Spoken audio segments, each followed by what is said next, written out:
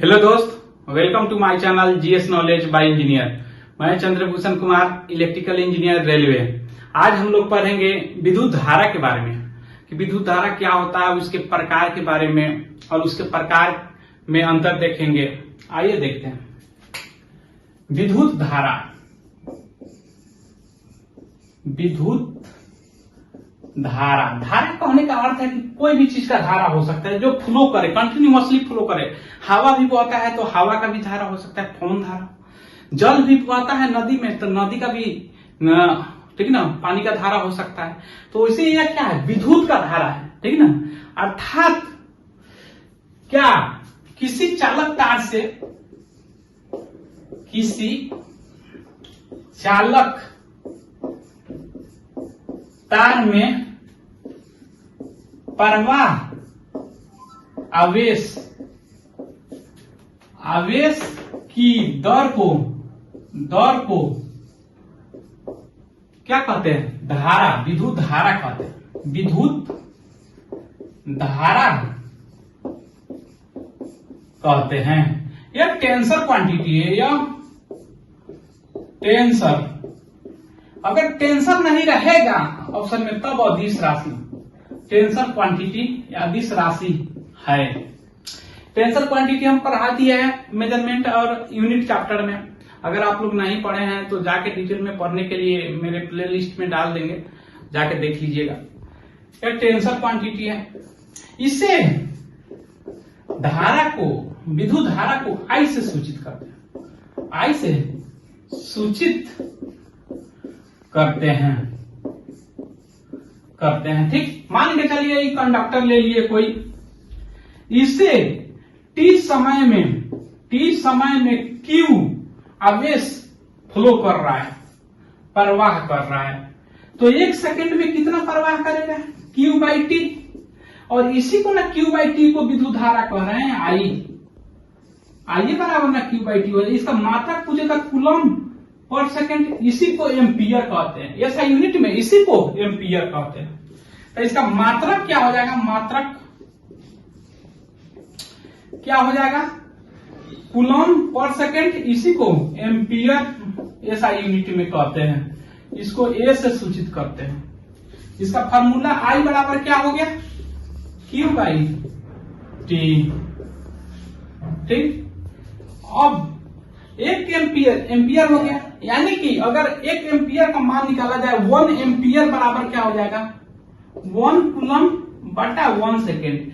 1 ampere कहने का अर्थ है कि एक सेकेंड में 1 कूलम चार्ज का फ्लो करना।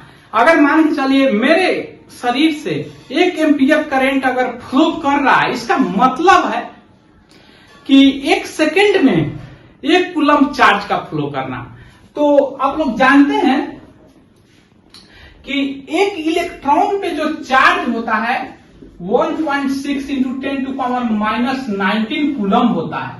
तो 1 कूलम चार्ज कितने इलेक्ट्रॉन पे होगा, तो 1 बटा 1.6 इंटू 10 टू पावर -19 कूलम। इसको तोड़िएगा, सबको लाइएगा, तो 6.25 इंटू 10 टू पावर 18 इलेक्ट्रॉन होता है। कहने का अर्थ है अगर मेरे शरीर से 1 एम्पियर करंट फ्लो कर रहा है, उसका अर्थ इतना इलेक्ट्रॉन फ्लो कर रहा है, 6.25 into 10 to power 18 electron flow कर रहा है। समझ सकते कितना डेंजर। इसीलिए कहा जाता है कि अगर 9 से 10 मिली एम्पियर करंट अगर 3 से 4 सेकेंड तक बहे तो आदमी का मृत्यु भी हो सकता है। तो क्या 1 एम्पियर धारा प्रवाहित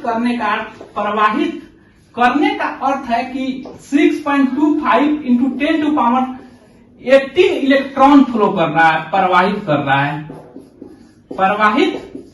रहा है, ठीक।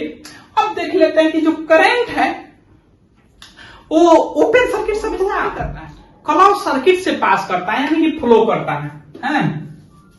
विद्युत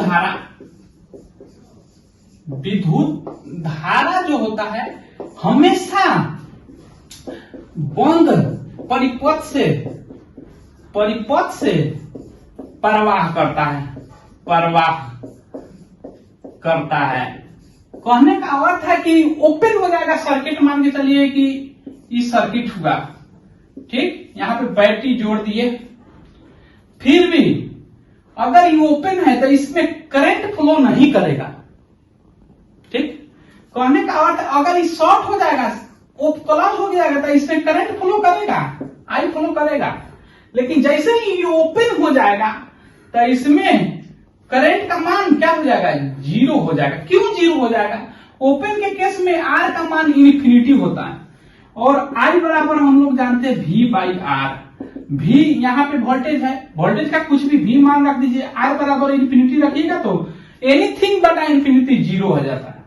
तो इसीलिए कहते हैं कि कहा जाता है कि क्या करंट हमेशा क्लोज सर्किट में फ्लो करता है। ओपन हो जाएगा जब ही करंट का मान जीरो हो जाएगा, यानी बंद परिपथ में ही फ्लो करता है। इसका अर्थ क्या है कि खुला परिपथ में, खुला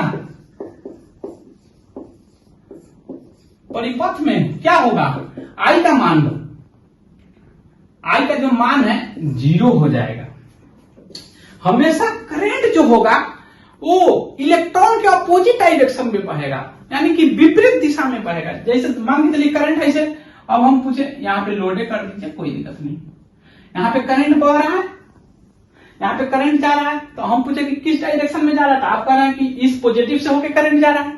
अगर अब पूछे हम कि इलेक्ट्रॉन किधर फ्लो करेगा, तो आप बताइएगा इलेक्ट्रॉन निगेटिव से फ्लो करता है पॉजिटिव की तरफ, तो ऐसे तो चला जाएगा नहीं, ऐसे सर्किट है, ये तो बैटरी है, तो ऐसे फ्लो करेगा, यानी कि करंट इस डायरेक्शन में जाएगा आई, और इलेक्ट्रॉन इस डायरेक्शन में आएगा, तो एक दूसरे के अपोजिट डायरेक्शन है। तो इसलिए कहा जाता है कि जो विद्युत धारा है, विद्युत धारा इलेक्ट्रॉन के विपरीत दिशा में बहता है, विपरीत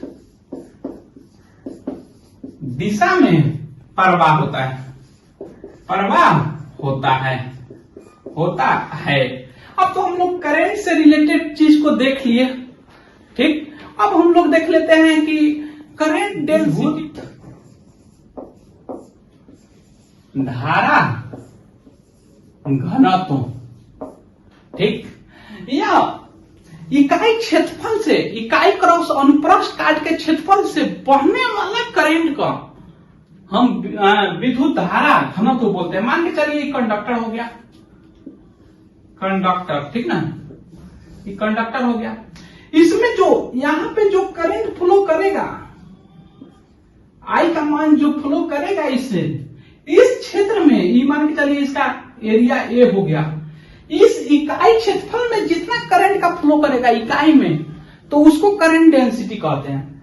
जैसे मान के चलिए कि A metre square cross sectional area में आई करंट फ्लो कर रहा है, तो 1 मीटर स्क्वायर में कितना फ्लो करेगा, आई बटा ए। तो इसी को जे से सूचित करते हैं, करंट डेंसिटी आई बाई ए कहते हैं, ठीक। तो देखिए करंट डेंसिटी क्या हो जाएगा, इकाई अनुप्रस्थ काट के क्षेत्रफल, अनुप्रस्थ काट बोला जाता है शायद, क्रॉस सेक्शनल एरिया हम तो इंग्लिश में पढ़े हैं, अनुप्रस्थ काट के क्षेत्रफल, क्षेत्रफल से प्रवाहित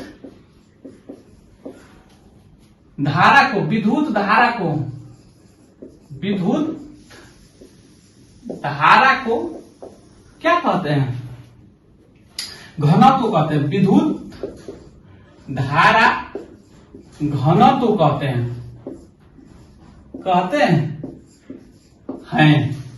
यह क्या होता है, सदिश राशि होता है, सदिश राशि, सदिश राशि होता है। इसे जे से सूचित करते हैं, इसे सूचित जे से करते हैं, सूचित, इसलिए सदिश राशि है तो क्या, वेक्टर लग जाता है ऊपर, तो क्या हो जाएगा, जे का फॉर्मूला क्या हो जाएगा, जे बराबर आई बाई ए। तो इसका मात्रक क्या हो जाएगा, मात्रक क्या हो जाएगा, एम्पियर प्रति मीटर स्क्वायर। आया बात समझ में। और जो वेग करंट को फ्लो करवाता है उसे ड्रिफ्ट वेलोसिटी बोलते हैं। ये आप लोगों को नहीं पूछेगा, इतना ही तक यही सबसे पूछता है, क्वेश्चन में ज्यादा यही देखते हैं कि आता है कंपटीशन में, ठीक ना। अब देख लेते हैं करंट के प्रकार के बारे में, एसी करंट और डीसी करंट के बारे में। विद्युत धारा के प्रकार, टाइप ऑफ इलेक्ट्रिक करेंट्स, यह दो प्रकार की होती है। एक में आपका हो गया डीसी करंट, डीसी करंट यानी कि डिस्ट बोला जाता है, डिस्ट धारा। दूसरा में आपका हो जाता है एसी करंट, एसी करंट प्रत्यावर्ती धारा हो जाता है। एक में देखते हैं डीसी करंट क्या होता है, यहां पे देख लेते हैं डीसी करंट, ठीक, वह करंट जिसका समय के साथ दिशा और परिमाण नहीं बदलता हो, चेंज नहीं होता है, वह धारा जिसका समय के साथ दिशा और परिमाण नहीं बदलता है,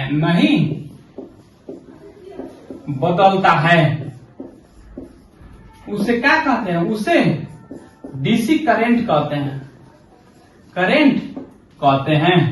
जैसे देख लीजिए, ये हो गया टाइम, समय के साथ, ये ग्राफ हो गया डीसी करंट, ये क्या हो गया आई डीसी, ये तो करंट हो गया, करंट का ग्राफ हो गया, ये जीरो। जहां पे भी देखिए दिशा, यहां पे कम समय, मान के चलिए 2 सेकेंड चाहे 5 सेकेंड, जो भी आपके मन में है, जो तो 2 सेकेंड में भी देख रहे थे दिशा इतना ही। अब मैग्नीट्यूड देखेंगे तो मान के चलिए कि आई इंस्टेंटेनियसली कर लीजिए, ठीक ना, आई कुछ कर लीजिए। यहां पे जो करंट है आई स्मॉल आई या आई नॉट मान लीजिए, और नॉट नहीं मान सकते हैं, इंस मान लीजिए इंस्टेंटेनियसली। यहां पे भी आई के देख रहे हैं 2 सेकेंड पे तो इतना ही है, दिशा इधर आई। यहां पे भी देख रहे हैं तो आई इंस्टेंटेनियसली के मान के बराबर है, ये तो मान कहीं पे भी बदल नहीं रहा है, ये तो मान, इसका जो परिमाण है सेम है, डायरेक्शन हमेशा एक ही दिशा में है, तो कभी चेंज तो हुआ नहीं, इसलिए इसे क्या कहते हैं, डायरेक्ट कहते हैं या डिस्ट कहते हैं। बात है समझ में। डायरेक्ट करंट का ये कहां से उत्पन्न होता है, तो इसका स्रोत देख लेते हैं। स्रोत कहां से, तो ये क्या होता है, यह सेल से उत्पन्न होता है, सेल से होगा तो बैटरी से। अब क्या होता है, ये डीसी जनरेटर से भी उत्पन्न किया जा सकता है, जनरेटर से, एसी से भी डीसी बनाया जा सकता है, रेक्टिफायर यूज करके। वो दोनों में अंतर के समय देखेंगे। अब इसका उपयोग देख लेते हैं, डीसी का उपयोग कहां हम लोग करते हैं, उपयोग डीसी का उपयोग। एक में तो हम लोग जो बैटरी चार्जिंग अभी मोबाइल का कर रहे हैं, उसमें भी जो चार्जर लगा रहता है, उसमें भी डीसी, उससे भी डीसी हमको प्राप्त होता है, यानी कि बैटरी चार्जर में भी डीसी का ही यूज होता है। इलेक्ट्रोप्लेटिंग देखिएगा, जो अलमीरा बनाता है, वहां पे इलेक्ट्रिक से जो प्लेटिंग करता है, इलेक्ट्रोप्लेटिंग में भी इसका यूज होता है, इलेक्ट्रोप्लेटिंग में भी इसका यूज होता है। जो इलेक्ट्रॉनिक मशीन होता है, उसको प्रचालन में भी डीसी दिया जाता है, इलेक्ट्रॉनिक इक्विपमेंट के प्रचालन में भी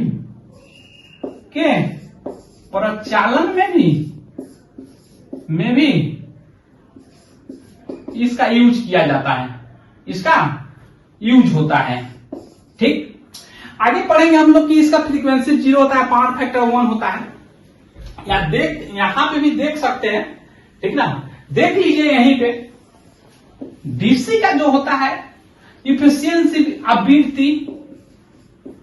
आवृत्ति जो होता है 0 हर्ट्ज होता है, इसमें आवृत्ति नहीं होता क्या है, ठीक ना, या तो चेंज नहीं कर रहा है समय पे, इसलिए इसका 0 होता है। आवृत्ति किसे कहते हैं कि 1 सेकंड में कितना चक्कर काटता है, कितना साइकिल पूरा करता है। तो साइकिल नहीं, तो सोचे डायरेक्ट जा रहा है, तो कोई साइकिल नहीं है, कितना डायरेक्ट सीधा है, जहां जा रहा है सीधे जा रहा है।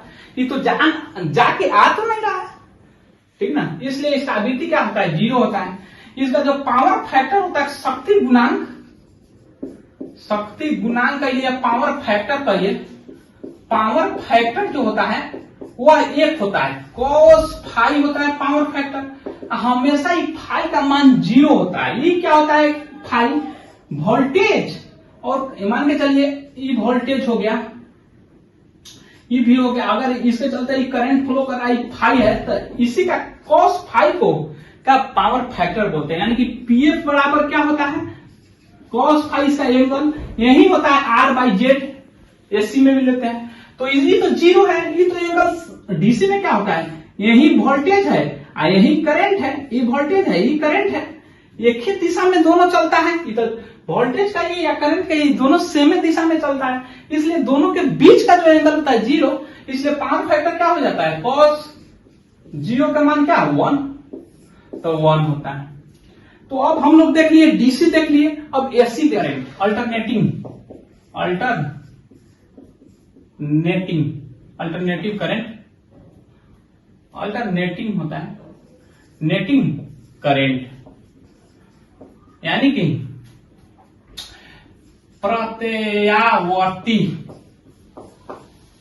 धारा, अल्टरनेटिंग करंट, ठीक। इसमें क्या होता है, अल्टरनेट हो जाता है, यानी कि समय के साथ इसका परिमाण और दिशा दोनों बदलता है। वह करंट, वह विद्युत धारा जिसका दिशा और परिमाण दोनों समय के साथ बदलता है, समय के साथ बदलता है उसे क्या कहते हैं, एसी करंट बोलते हैं, एसी करंट कहते हैं। जैसे देख लीजिए,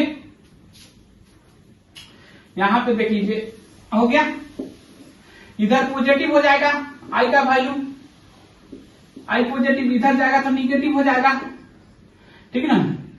ये आपका ऐसे हो गया, ऐसे हो गया, ऐसे हो गया, ऐसे हो गया, ऐसे हो गया, ये पॉजिटिव हो जाएगा, ये निगेटिव, ये पॉजिटिव, ये निगेटिव। ये क्या है, टाइम है, समझ आया बात। अब देखिए, ये यहां पे मैक्सिमम हो गया, आई मैक्स हो जाता है, पढ़ेंगे हम लोग। तो देखिए यहां पे जैसे ही जा रहा है पाइप, इसका डायरेक्शन चेंज हो जा रहा है 2 पाई तक, फिर ठीक ना, 2 पाई से 3 पाई पर जा रहा है, इसका डायरेक्शन पहले जैसा हो जा रहा है, फिर 3 पाई से 4 पाई जा रहा है, ठीक ना, 4 पाई, तो क्या हो जा रहा है, चेंज हो जा रहा है। तो इसमें क्या देख रहे हैं हम लोग, फिजिक्स में पढ़ते हैं पॉजिटिव और निगेटिव। पॉजिटिव का एक डायरेक्शन मानते हैं किसी डायरेक्शन में, तो निगेटिव में मानते हैं उसके जस्ट अपोजिट। मान के चलिए यहां पे पॉजिटिव जो है, यहां पे करंट का डायरेक्शन इस डायरेक्शन में पॉजिटिव के लिए, तो ये माइनस है, तो इसमें क्या देखेंगे, निगेटिव, इसके अपोजिट डायरेक्शन में। बात है समझ में। तो एक टाइम पीरियड हो गया यहां से यहां तक लेके, एक टाइम पीरियड में क्या देख रहे हैं कि हाफ साइड आधा पॉजिटिव रह रहा है, आधा निगेटिव रह रहा है, ठीक ना, डायरेक्शन, ठीक ना। अब मैग्नीट्यूड भी चेंज कर रहा है, मान के चलिए यहां पे मैग्नीट्यूड देखना पड़ रहा है, तो मैक्सिमम जा रहा है π/2 पे, फिर आ रहा है मिनिमम, फिर 0, फिर निगेटिव में बढ़ रहा है, फिर मैक्सिमम निगेटिव में जा रहा है, फिर धीरे धीरे आके 0 हो रहा है, फिर बढ़ रहा है पॉजिटिव में, मैक्सिमम जा रहा है, फिर घट रहा है, घट रहा है हमेशा, ठीक ना। यानी कि कहने का अर्थ क्या है, समय के साथ चेंज कर रहा है, समय बढ़ रहा है, यहाँ पे कुछ और है, यहाँ पे कुछ और है, यहाँ पे फिर घट रहा है, यहाँ पे 0 आ गया, फिर निगेटिव में बढ़ रहा है, फिर यहाँ पे 0 आ गया। समय के साथ क्या हो रहा है, घट बढ़ रहा है, दिशा भी पहले इस दिशा में था, पॉजिटिव दिशा में, कुछ समय के बाद निगेटिव दिशा में आ जा रहा है, ठीक ना। तो यानी कि दिशा भी बदल रहा है, तो इसे क्या कहते हैं, एसी करंट कहते हैं। अब एसी करंट का खोज जिसने किया था खोज जो है एसी करंट का टेस्ला ने किया था। टेस्ला खोज किसने किया था? टेस्ला ने किया था। एसी करंट में जो होता है फ्रीक्वेंसी जो होता है वो 50, इंडिया के लिए 50 माना जाता है। इसका फ्रीक्वेंसी कितना? आवृत्ति जो है 50 हर्ज माना जाता है। कहीं कहीं पे टॉलरेंस देखिएगा तो ±3% देता है, कहीं पे भी ±5% देता है टॉलरेंस। ठीक, इसका जो पावर फैक्टर होता है 1 से कम होता है। पावर फैक्टर जो होता है यानी कि cos फाई का मान क्या होता है? Less than 1। इसमें क्या होता है, जैसे कि मान के चलिए ये वोल्टेज हो गया तो करंट या लीड करेगा या इंडक्टिव के कैपेसिटी में लीड करेगा, यानी कि cos फाई का कुछ मान आएगा, या यही इंडक्टिव रहेगा तो लय करेगा। यहां पे आई हो जाएगा इंडक्टिव के लिए आई क्या हो जाएगा? कैपेसिटिव के लिए। अगर रेजिस्टिव पार्ट रहेगा तब करंट इस पे लाई करता है। रेजिस्टिव पूरा हो जाएगा, रेजिस्टिव प्योरली रेजिस्टिव तब इस पे लाई करता है, तब उस केस में 1 होगा। यानी कि कहने का अर्थ क्या है? बड़ा या छोटा हो सकता है। 1 मैक्सिमम 12 या उससे अधिकांशतः समय में 1 से छोटा ही रहता है पावर फैक्टर। ठीक, अब हम लोग देख लिए अल्टरनेटिंग करंट के बारे में देख लिए। अब इसका देख लेते हैं जो 3 पॉइंट आ रहा है। एक इस वैल्यू को क्या कहते हैं? मैक्सिमम वैल्यू बोलते हैं। ठीक, एक क्या देख रहे हैं हम लोग, इसमें हम पढ़ते हैं एसी के लिए पढ़ते हैं मैक्सिमम वैल्यू।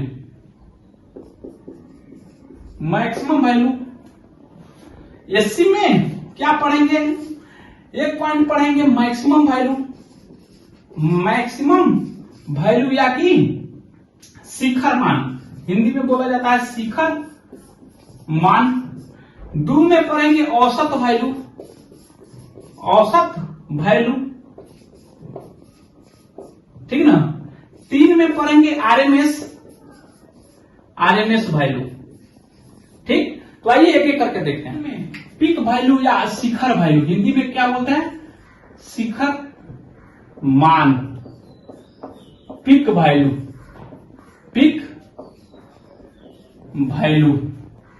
अगर यहां पे क्या हो सकता है? वोल्टेज भी हो सकता है, करंट भी हो सकता है, ये तो ठीक है। ये आगे लेते हैं, आई भी हो सकता है, वी भी हो सकता है, वैसे आई भी हो सकता है, वी भी हो सकता है, यानी कि भौतिक राशि है।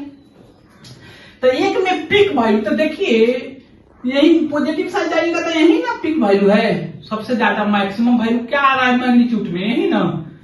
तो इसको आई मैक्स बोलते हैं, पॉजिटिव में बोलते हैं, यही ना मैक्सिमम वैल्यू है। भले निगेटिव पॉजिटिव आए लेकिन मैग्नीट्यूड तो सेम आएगा ना, तो इसको भी आई मैक्स बोल देंगे। अगर करंट रहेगा तो वोल्टेज रहेगा तो V max minus V max. तो क्या हो रहा है? किसी भी राशि द्वारा एक जो साइकिल है, एक साइकिल आवर्त काल भी बोल सकते हैं, टी पहले पढ़ चुके हैं हम लोग, फिर से बोल दे रहे हैं, नहीं पढ़े हैं तो जाके यूनिट एंड डायमेंशन में पढ़ा है, देख लीजिए एक बार। ठीक ना। आवर्त काल में, एक आवर्त काल में किसी भी राशि द्वारा ग्रहण किया गया मैक्सिमम वैल्यू को, यानी मैक्सिमम इस जो राशि द्वारा जो मैक्सिमम एम्पलीट्यूड प्राप्त किया जाता है उसी को क्या बोलते हैं? शिखर वैल्यू कहते हैं। ठीक, तो क्या यहाँ पे सबसे मैक्सिमम क्या है? मात्रा क्या है? यही सबसे मैक्सिमम यही ना आ रहा है। तो किसी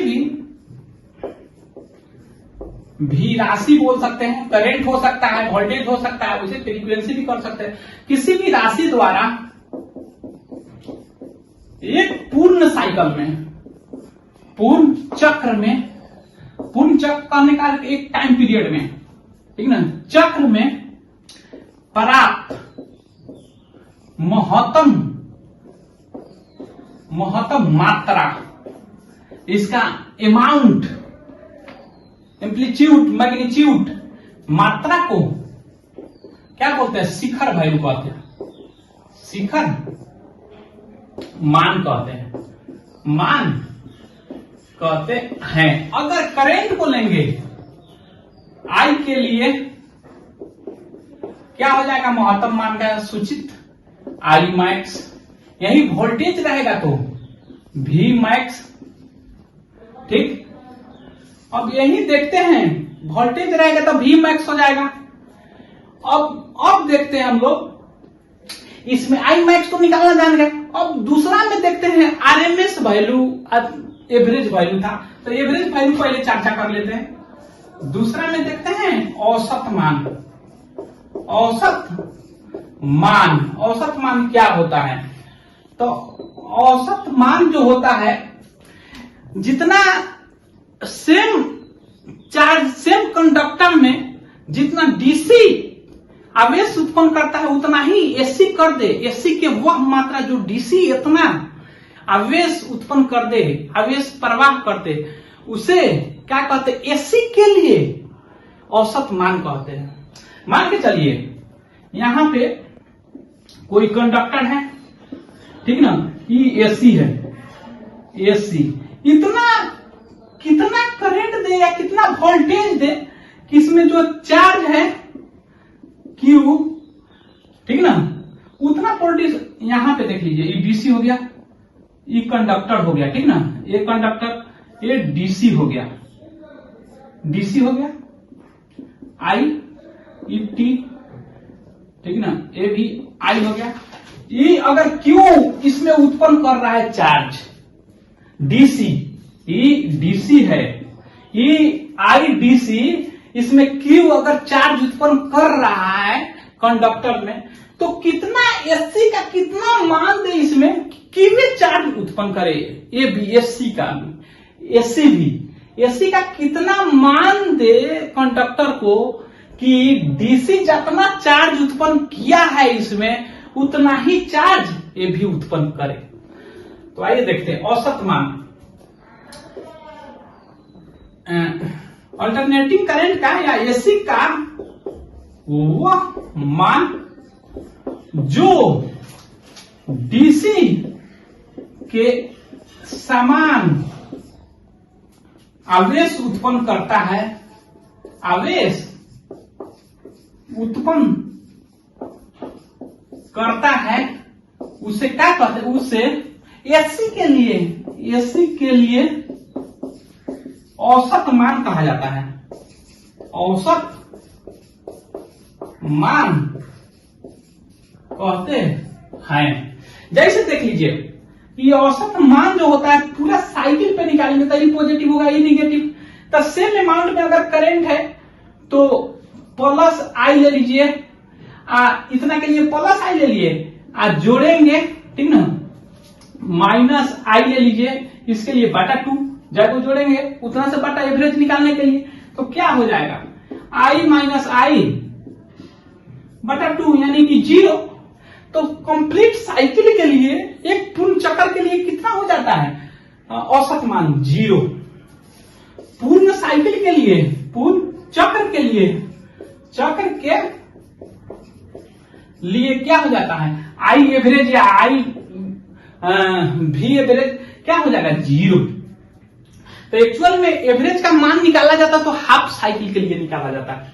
ठीक, ये जैसे पूरा फुल साइकिल हो गया ना, पूरा फुल साइकिल ना होके, ठीक ना, हाफ साइकिल के, तो इसका एवरेज वैल्यू अगर निकाला जाता है तो मैक्सिमम के रूप में, तो आई एवरेज बराबर होता है पाई बाई 2 हो जाता है, पाई बाई 2 हो जाता है।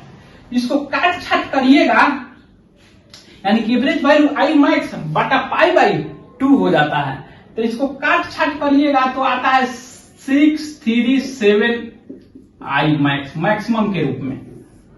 एवरेज वैल्यू क्या हो जाता है? इतना के तरह क्या लिख सकते हैं? आई एवरेज यानी कि करंट का, यहाँ पे वोल्टेज भी हो सकता है, ठीक ना, तो क्या हो जाता है? 0.637 आई मैक्स। तो एवरेज वैल्यू का ही याद रखिएगा। अब एवरेज वैल्यू देख लिया हम लोग, अब आरएमएस वैल्यू देख लीजिए, आरएमएस वैल्यू, ठीक, रूट मीन स्क्वायर वैल्यू होता है, ठीक ना। आरएमएस वैल्यू क्या होता है? आरएमएस वैल्यू उसी तरह से देखिए, एक डीसी ले लीजिए, एसी ले लीजिए, ये रेजिस्टेंस है, ठीक। एक डीसी ले लीजिए, ये डीसी हो गया। एक रेजिस्टेंस ले लीजिए, ठीक। ये आर सेम है, आर सेम है। अगर यही डीसी वैल्यू आई सी डीसी, यही डीसी जो है जितना हीट इसको प्रोड्यूस कर रहा है इस रेजिस्टेंस में फ्लो होने के दौरान, ये आई डीसी, अगर उतना ही इसका जो आई एसी है, कितना आई एसी फ्लो कराने से, इस रेजिस्टेंस से फ्लो कराने से same amount of heat produce हो, तो इसी आईसी को, आईएसी को डीसी का इक्विवेलेंट मानते हैं। नहीं समझ आया? देखिए डिफिनेशन लिखते हैं। एसी का वह वैल्यू, वह मान जो डीसी से उत्पन्न उष्मा, हीट, उष्मा के बराबर समान प्रतिरोध में उष्मा उत्पन्न करता है, उसे एसी का आरएमएस वैल्यू कहते हैं, आरएमएस वैल्यू कहते हैं। आरएमएस वैल्यू के बाद आती है, तो आरएमएस वैल्यू जो होता है, आरएमएस वैल्यू जो होता है, इसका जो मैक्सिमम वैल्यू होता है आई मैक्स, इसके टर्म में करें तो क्या होता है, आई मैक्स बट्टा √2 होता है, ठीक ना। यानी क्या, आई आर एम एस बराबर आपका हो जाता है क्या, 0.707 आई मैक्स। अगर वोल्टेज रहे तो V R M S equal to क्या होता है, 0.707 वी मैक्स। कहने का अर्थ है ये जो मैक्सिमम वैल्यू है उसका 0.707 आई मैक्स हो जाता है क्या, आई आर एम एस के बराबर। तो क्या हो जाता है, आरएमएस वैल्यू दोनों किसी भी क्वांटिटी का ले सकते हैं, वी आरएमएस या करेंट रहेगा तो करेंट आरएमएस बराबर क्या होगा, वी का या आई का, आई मैक्स या वी मैक्स का आपका हो जाएगा गुना 0.707। तो इसको क्या बोल सकते हैं, 0.707 वी मैक्स या आई मैक्स, इसका फॉर्मूला हो जाता है यही। यानी कि सिंपल सी बोला जाए तो अगर आई के टर्म में ले लिया जाए तो I R M S equal to 0.707 I max. I maximum भी आइए ले लेते हैं, भी ले सकते हैं, वोल्टेज भी हो सकता है, करंट भी हो सकता है, फ्रीक्वेंसी भी हो सकता है। आई मैक्स पढ़ लिए, आई के टर्म में आई आरएमएस भी पढ़ लिए, आई एवरेज भी पढ़ लिए, ठीक। अब इसी पे आता है पीक फैक्टर। क्या, पीक फैक्टर, ये दोनों पढ़ लिए। अब इसी से रिलेटेड आता है peak factor. Peak factor, peak factor यानी कि क्या हिंदी में बोलते हैं, शिखर गुणांक। शिखर गुणांक क्या होता है, यह आई मैक्सिमम और आई आरएमएस वैल्यू का अनुपात होता है, ठीक। किसी भी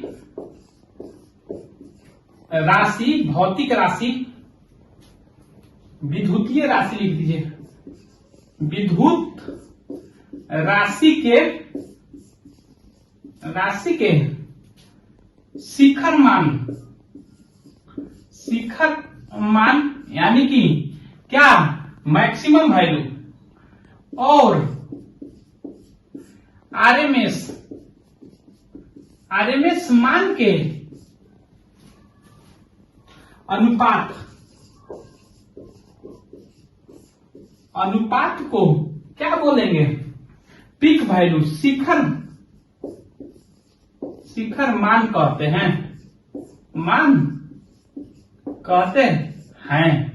पीक फैक्टर, शिखर मान नहीं, शिखर गुणांक कहते हैं, यानी कि पीक फैक्टर। तो पीक फैक्टर बराबर क्या हो जाएगा? पीक फैक्टर बराबर क्या हो जाएगा? मैक्सिमम यानी कि शिखर मान, मैक्सिमम वैल्यू बटा आरएमएस वैल्यू। अगर करेंट के रूप में लिखना चाह रहे हैं तो आई मैक्स बटा आई आरएमएस।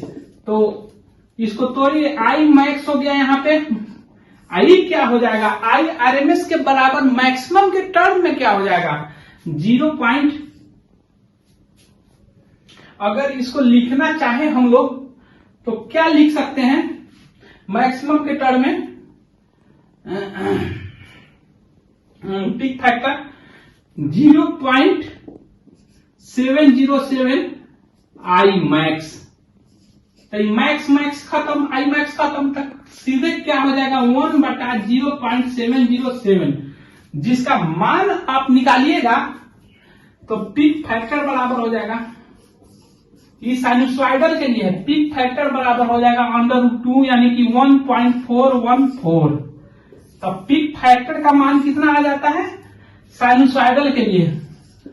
साइनुसॉइडल के लिए यानी कि इस कर्व के लिए पीक फैक्टर का मान कितना आ जाता है? फिक्स 1.414। अब हम लोग देखते हैं, पीक फैक्टर देख लिए। अब फॉर्म फैक्टर एक रूप गुणांक होता है, उसको देख लें। रूप गुणांक हिंदी में बोलते हैं रूप गुणांक, इसको इंग्लिश में बोलते हैं क्या? Form factor. यह क्या होता है? फॉर्म फैक्टर जो होता है, फॉर्म फैक्टर यह आरएमएस वैल्यू बटा एवरेज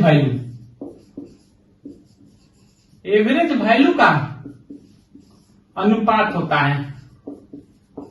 ठीक, आरएमएस वैल्यू एवरेज वैल्यू का अनुपात होता है। यही अगर करंट में ले ले तो क्या आई आरएमएस बटा आई एवरेज।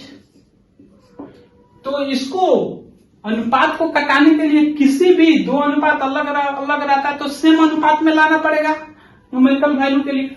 तब फिर से इसको आई आरएमएस बराबर क्या हम लोग लिखते हैं? आई आरएमएस बराबर क्या होता है? आई मैक्स बटा √2। अब क्या हो जाएगा? मैक्सिमम वैल्यू अगर इतना हो जाएगा आई आरएमएस, और इसी का मैक्सिमम एवरेज वैल्यू जो होता है, एवरेज वैल्यू वो क्या होता है? 0.67 मैक्सिमम वैल्यू होता है। तो यही दोनों वैल्यू रखते हैं, इसको फ्रैक्शन में कर लीजिएगा तो 0.7 आ जाएगा, 0.707 आई मैक्स इसका वैल्यू। तो इसके जगह आप आई आरएमएस के वैल्यू मैक्सिमम के रूप में कितना लिख सकते हैं? 0.707 कितना आई मैक्स बटा एवरेज का वैल्यू कितना लिख सकते हैं? 0.37637 आई मैक्स। ये दोनों कटेगा, इसका वैल्यू आ जाएगा 1.11। तो फॉर्म फैक्टर बराबर कितना हो गया? फॉर्म फैक्टर बराबर कितना? 1.11। इसको याद रख लीजिएगा, पूछता है क्वेश्चन में, फॉर्म फैक्टर और पीक फैक्टर पूछता है ना। तो अब ये सब हम लोग देख लेते हैं एसी का यूज, एसी करंट का यूज यानी कि प्रयोग, कहां कहां प्रयोग होता है। ठीक, तो जो हमारे घर में आ रहा है लाइट, यह एसी ही होता है। तो यूज कहाँ होता है? घरेलू में भी, घरेलू सप्लाई में, घरेलू में यूज होता है। दूसरा यूज होता है कहाँ? इंडस्ट्री में, इंडस्ट्री में एसी यूज होता है। ठीक, घरेलू में ठंडक वंडक जो होता है फ्रिज को चलाने के लिए, एसी को चलाने के लिए, इसमें भी फ्रिज, रेफ्रिजरेटर बोलते हैं, रेफ्रिजरेटर को चलाने के लिए, रेटर, कूलर, एसी, ठीक ना। उष्मा प्रकाश के लिए, उष्मा के लिए, ईटीसी के लिए एसी का हम लोग यूज करते हैं।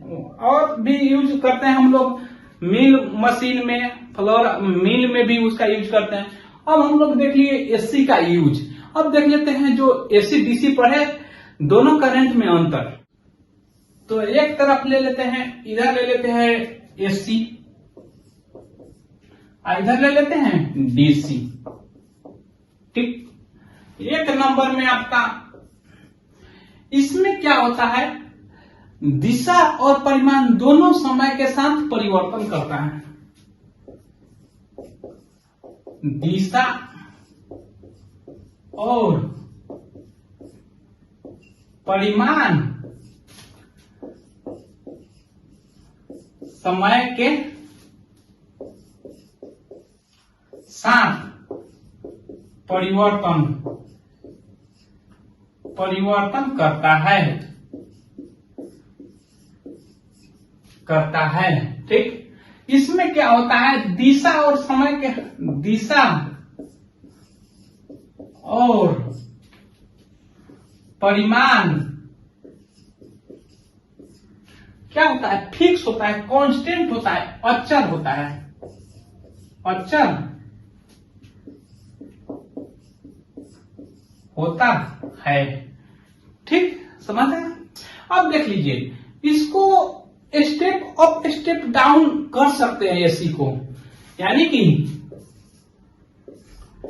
एसी को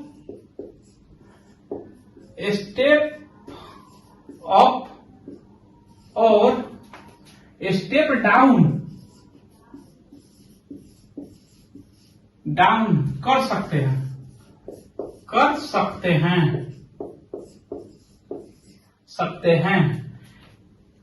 इसको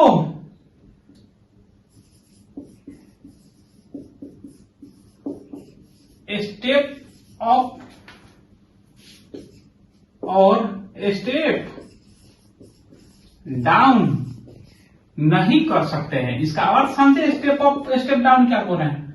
नहीं कर सकते हैं। इसका अर्थ समझे क्या बोल रहे हैं? स्टेप अप होता है ट्रांसफार्मर, इसको एसी को स्टेप अप कहने का अर्थ कि सेकेंडरी जो बाइंडिंग, सेकेंडरी वोल्टेज होता है उसको बढ़ा देगा। स्टेप अप करने का अर्थ कि वोल्टेज बढ़ा घटा कर सकता है।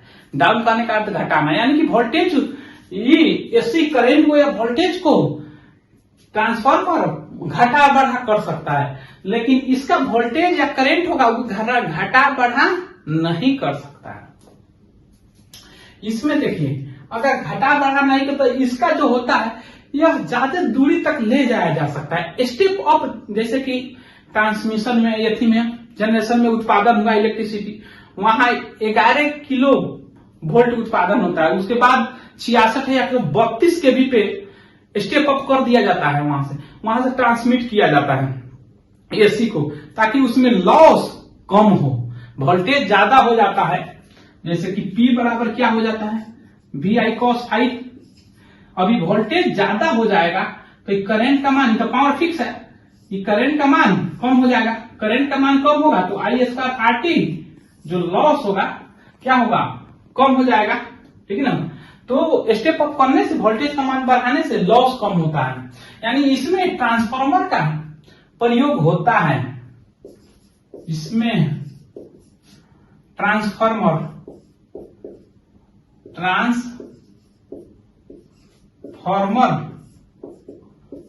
का प्रयोग होता है। इसमें क्या होता है? ट्रांसफार्मर का प्रयोग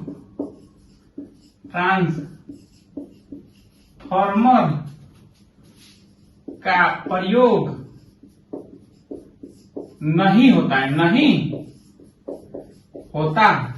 है। पता है समझ में?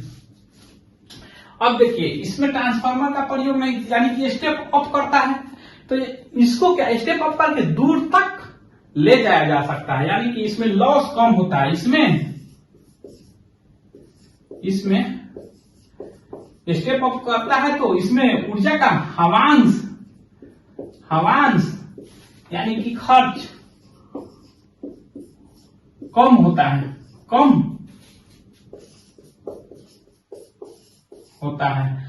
तो इससे उल्टा क्या हो जाएगा? इसमें ऊर्जा का स्टेप अप नहीं होता है, इसमें ऊर्जा का खपत ज्यादा होता है।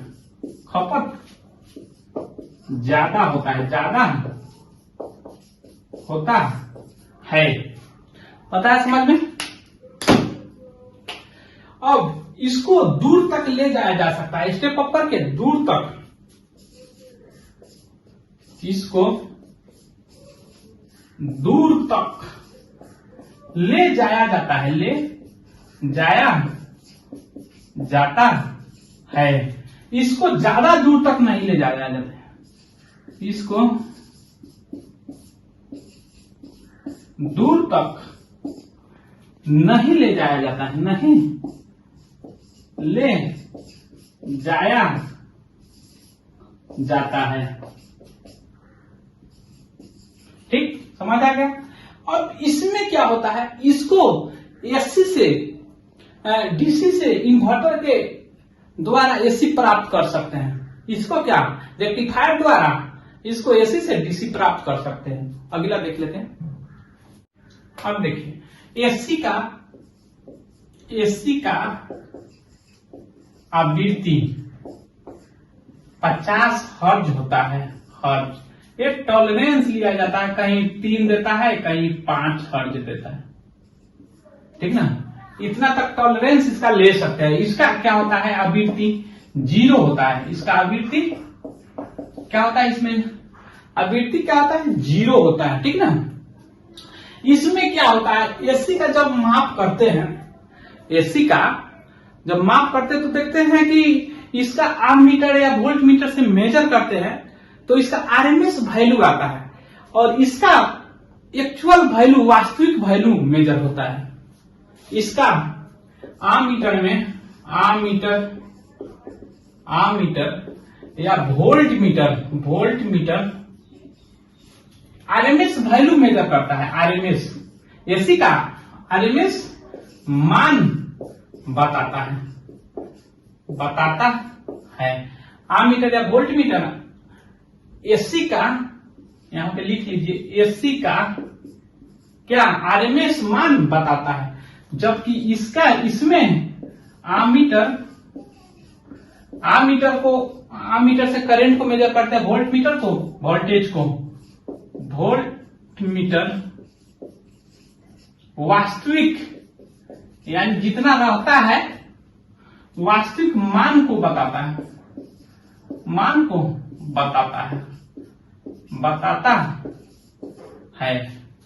पता है समझ में? अब हम लोग देख लिए, इसमें ट्रांसफार्मर यूज होता है, इसमें नहीं होता है। अब देख लीजिए, इसको जो है, ये क्या होता है? एसी को बैटरी में स्टोर नहीं कर सकते हैं, यानी कि एसी को बैटरी में स्टोर नहीं किया जा सकता है, जैसे कि बैटरी को चार्ज हम लोग करते हैं, उसमें डीसी रहता है, पावर बैंक भी रहता है, उसमें डीसी रहता है, वो एसी नहीं रहता, यानी कि इसको बैटरी में स्टोर नहीं कर सकते। डीसी को क्या कर सकते हैं? जो चार्जिंग पावर आता है पावर बैंक रहता है या बैटरी रहता है, उसमें डीसी रहता है। इसको बैटरी में स्टोर कर सकते हैं, स्टोर कर सकते हैं। ठीक, ये क्या होता है, इसको एसी को डीसी से प्राप्त कर सकते हैं। किसके द्वारा? इन्वर्टर के द्वारा। एसी को डीसी से इन्वर्टर जो हम लोग का घर में लगा रहता है, इन्वर्टर के द्वारा प्राप्त कर सकते हैं, प्राप्त कर सकते हैं, कर सकते हैं। और इसको डीसी को एसी से रेक्टिफायर द्वारा प्राप्त कर, एसी से रेक्टिफायर द्वारा प्राप्त कर सकते हैं, प्राप्त कर सकते हैं, कर सकते हैं। तो आज हम लोग पढ़े करंट, उसके प्रकार, करंट डेंसिटी और RMS value, maximum value, peak factor, form factor. ठीक ना। तो आशा करते हैं कि जितना भी पढ़ाया आप लोग को समझ आया होगा। अगर आप लोग नए हैं तो प्लीज मेरे चैनल को सब्सक्राइब करें, लाइक करें, कमेंट करें। Thank you.